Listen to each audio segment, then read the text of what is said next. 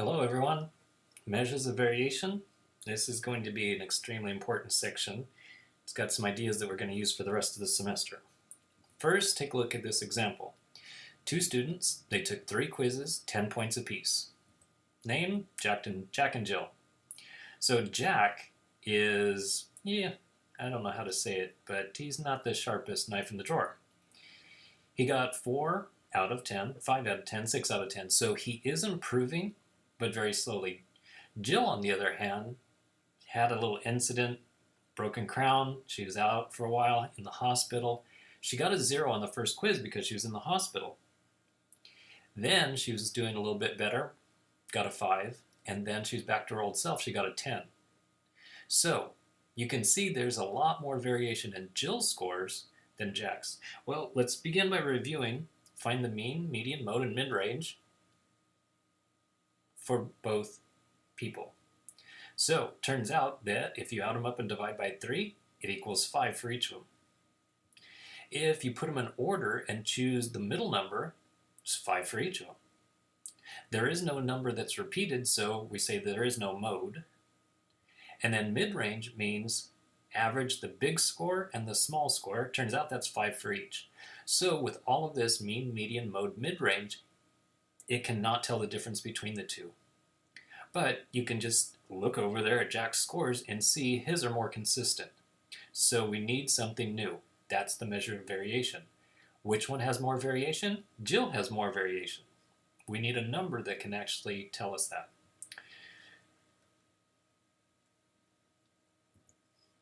So there's 3 ways to do it. The first is the easiest, but unfortunately it's not the most useful. The range, maximum minus minimum. Next up, the standard deviation. So what this is saying is you take each score, you subtract from the mean, so you're trying to find out how far away is it from the mean. To get rid of any negatives, you square it, and then you add that up for each score.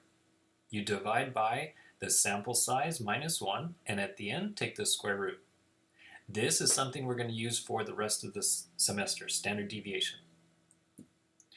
And then there's this other thing we are going to use it here, and then we actually won't use it for quite a while, but it's very easy because once you have standard deviation, all you do is square the number, and that's the variance.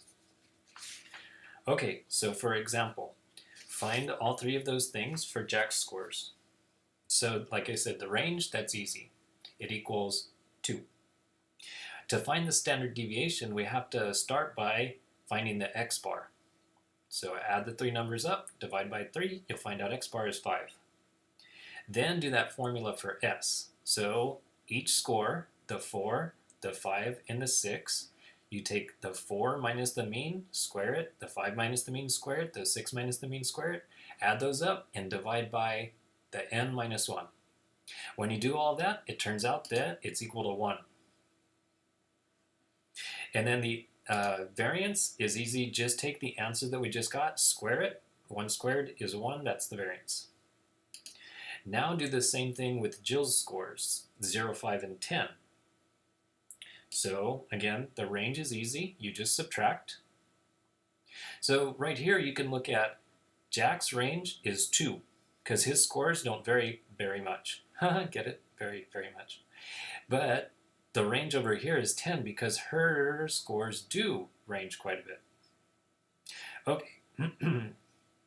Okay, then again, she's got a mean of 5, and then we do the S formula. So right here goes each one of her scores, 0 minus 5 squared, 5 minus 5 squared, and 10 minus 5 squared. Add all that up, divide by 2. When you're done, take the square root, and the answer is 5. And then the variance, you just square it, is 25. So notice that Jill's scores have more variation. In fact, they vary by 5 points apiece. The standard deviation, 5. Jack's scores vary very little, and standard deviation is 1. So the point with that Jack and Jill story is that since Jack has a smaller standard deviation, that's indicating his scores have less variation.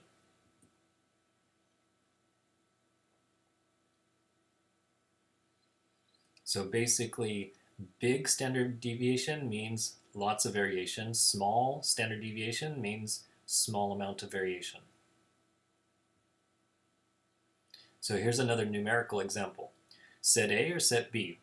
Which do you think has more variation? Or in other words, which one has the bigger standard deviation? So this is how you use the graphing calculator to find standard deviations. So the first thing you need to do is, well, most of the stuff is going to be done right here in Stat.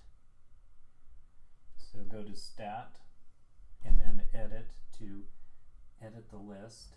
If you have extra stuff like I do right now, just go to the top of the list, and then right here is clear, so clear out the list. When you go back down, it will be cleared out. So again, you just go to the top of a list until it's highlighted right here, and then use clear. So, list 1, list 2, list 3. By the way, don't ever use delete, because that will actually get rid of the list itself. Now, list 1 is gone forever. If that happened to you, or happens to you, then just go to Stat, and number 5 will reset it. So now when I look at Edit, good old list 1 is back. So we need to find the standard deviation of the numbers 3, 4, 5, 6, and 7. And I'm going to go ahead and put the other numbers in this list. 1, 5, 8, 10, and 15. So next you go to Stat, and now move over to Calculate, and it's the very first thing, one variable statistics. So it's just going to use one list at a time. So depending on the version of the calculator you have, it either says this if it's a newer version, and so right now I just need to put second, the number 1. So I just used this right here, the blue L, but I had to put second, list 1. And then I just go down to calculate. If you've got an older version, then it just says one variable statistics on the screen, and you can go ahead and hit enter, and then it gives us a lot of information. So there's the mean, here's the S. We're pretty much never going to use the sigma of the calculator because this means it's the whole population, and if we typed these numbers into the calculator, then that's probably not the whole population, it's a sample. And if you scroll down, there's some other things that we're going to be using later on. So there's a lot of information here, but right now for this particular problem, all we need is the S. So S is equal to 1.581. Okay, then I'm going to do the same thing for the other list. So go over to calculate one variable statistics. This time I need to put second L2 for list 2, and then calculate. And this one, the S is 5.263.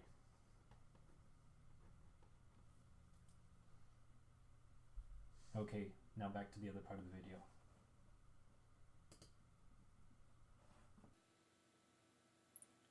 Okay, now that we have the standard deviations, we can see that it's actually group B that has a bigger standard deviation and thus more variation. Here's one that is not numerical. Just think about this. Which one would have more variation or a bigger standard deviation? Is it the heights of teenagers or the heights of adults? Well, whatever variation there is in the heights of adults, from adults that are 4 feet tall to adults that are 7 feet tall, well, they, through their genes, pass that information on to their children. So whatever variation there is in the heights of adults, through genetics, that's passed on to the teenagers. But teenagers have one other thing that's going to cause them to have even more variation, and that is puberty. There are going to be kids that are 13 years old, have not even started puberty or just barely started, and they have not gone through a growth spurt. So there's going to be some very short teenagers, even though they in the future could grow up to be very tall adults. Anyway, so when you look at the teenagers, there's going to be those very short 13-year-olds. Then there's going to be 19-year-olds that could be 6 or 7 feet tall. So there's going to be more variation for the teenagers. And now for something completely different. A little note about notation. So when we're talking about a sample, we quite often get these two numbers together, the mean and the standard deviation. If it's for a sample, then x bar is going to be for the mean, and then s is going to be for the standard deviation. If it's the whole population we're talking about, then it's mu for the mean, and it's sigma, this is lowercase sigma, for the population standard deviation. And then on to one last idea in this section. It's called the empirical rule for normal distributions. So normal distribution is another way to say a bell-shaped curve. So if it's a bell-shaped curve, then at least 68% of the data is within one standard deviation of the mean. What that means is take this mean over here, x bar, and then add on an s. Then take the x bar and subtract an s. That gives you two numbers that you would be in between. Well, 68% of the data would be between those two numbers. Then do the same thing except take the mean and then add on 2 standard deviations, or 2 times s. Take the mean and subtract 2s. So that again gives you two numbers, then 95% of the data is within those two numbers. And likewise, when you use 3 standard deviations, that's pretty much everybody, 99.7% of the data. Now, like I say, that's for a bell-shaped curve. So if you look at this bottom part down here, so this is what I was saying. So you take the mean and subtract 1 standard deviation. You take the mean and add 1 standard deviation, and then between those two, this graphic, which I did not make, I borrowed, says it's about 68%. The theorem actually says at least 68%, but that's close enough. So if you add it up, if you use calculus, which is what they must have done here to get this accurate of a number, if you use calculus and integrate it, it's actually 68.26%. So anyway, then you go out to 2 standard deviations, it's 95%, and then if you go out 3 standard deviations, 99.7. And then one last example to make that last idea a little more concrete. So if you look at the heights of men in the United States, they have a normal distribution with a mean of 69.5 and a standard deviation 2.8, that's in inches. So what are the two heights that 95% of men are going to be between? So the 95% means go out 2 standard deviations. So take the mean minus 2 standard deviations, take the mean plus 2 standard deviations, get those two answers, and 95% of men are between 63.9 inches and 75.1 inches.